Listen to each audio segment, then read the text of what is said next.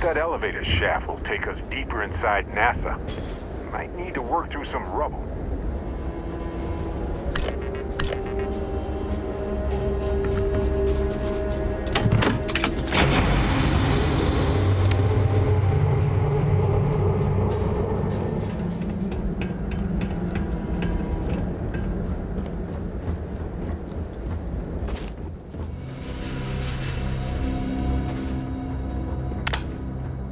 Really looks like this one almost made it to launch.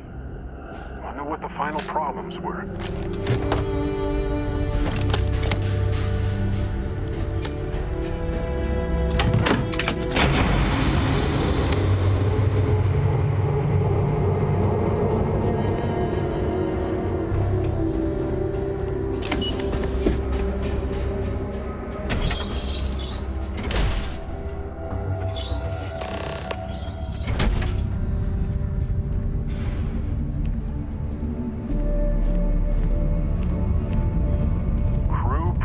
Area.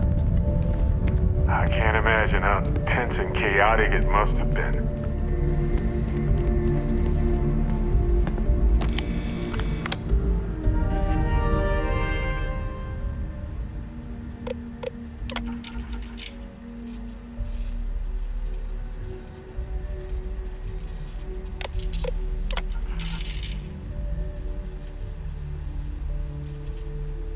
Station log.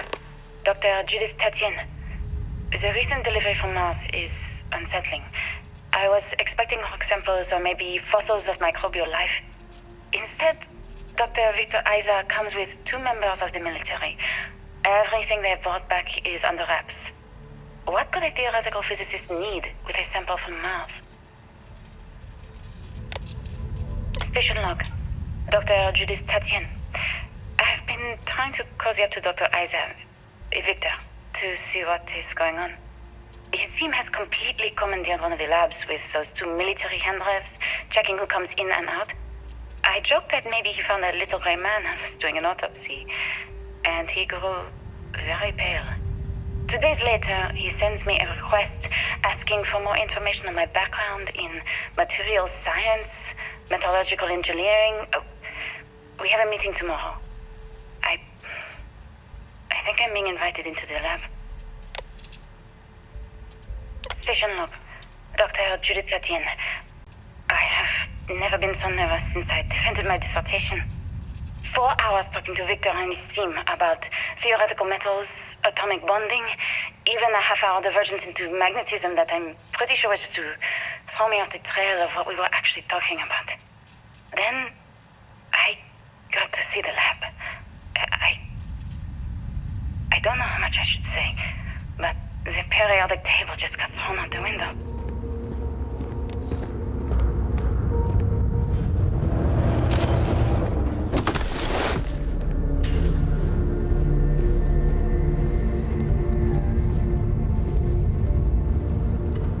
I just don't understand where these calculations came from.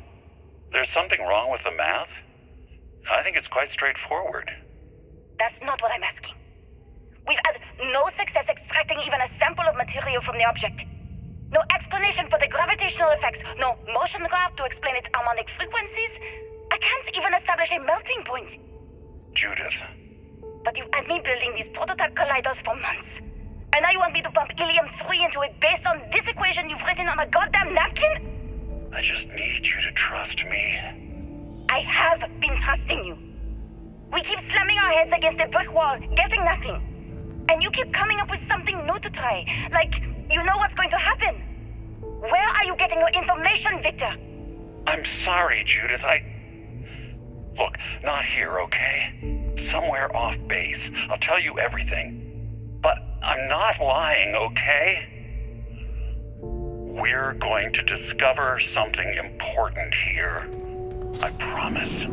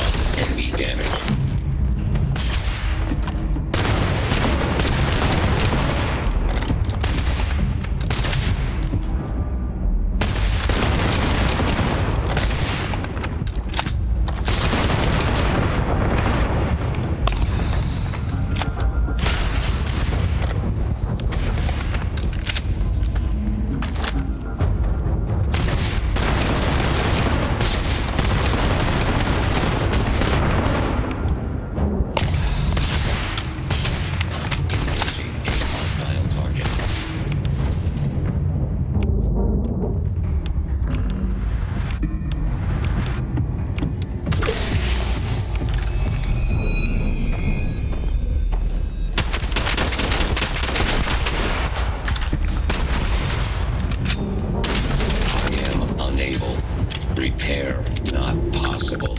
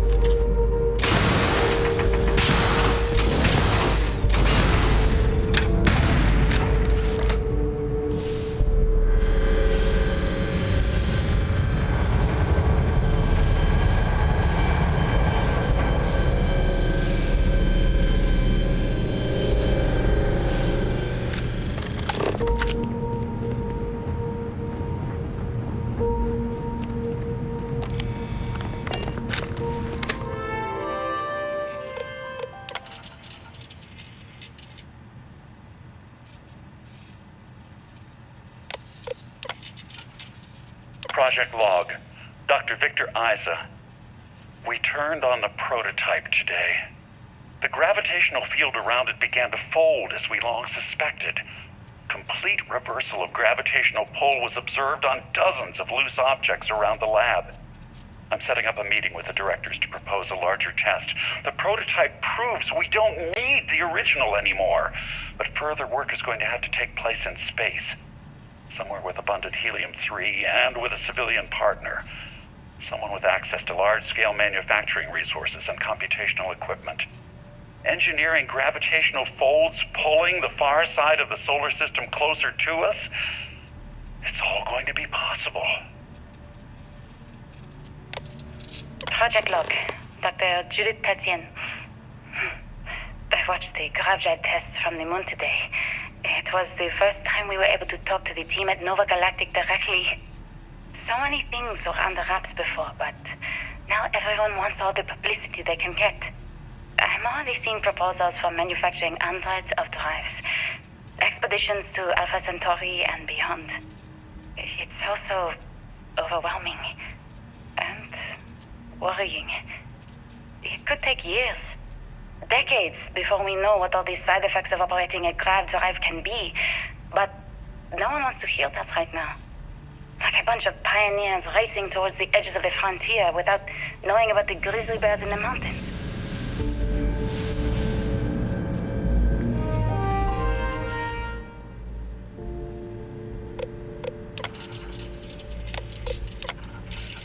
My name is Dr. Victor Isa. And if you're listening to this, then you probably already know the truth. I was young when I first headed the retrieval team of an odd gravitational anomaly on Mars. But I kept what really happened that day hidden from everyone except one other person. Even she didn't believe me at first. But I have no reason to lie to anyone now, so I hope you'll accept this confession, whoever you are. When I touched the anomaly, I experienced 12 days of lost time. I met myself. He told me everything that has since come true. The grav drive equations, the tests on the moon, Earth's atmosphere sputtering away because of what we had done. But he also told me about a city thriving on a planet orbiting a distant star. Human culture, art, music, lifestyles evolving and shining brightly across all of space. What price would I be willing to pay for that future? Maybe you don't believe me. Maybe Judith was right and I'm just a coward who wants to believe his mistakes were justified. But everyone has forgotten about the real origins of the grav drive, this artifact from Mars. I hope you make better use of it than I did.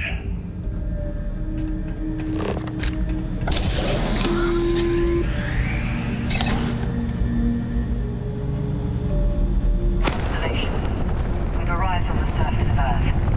We need to discuss what you found. And it looks like other Starborn got here before us. So, you might have company.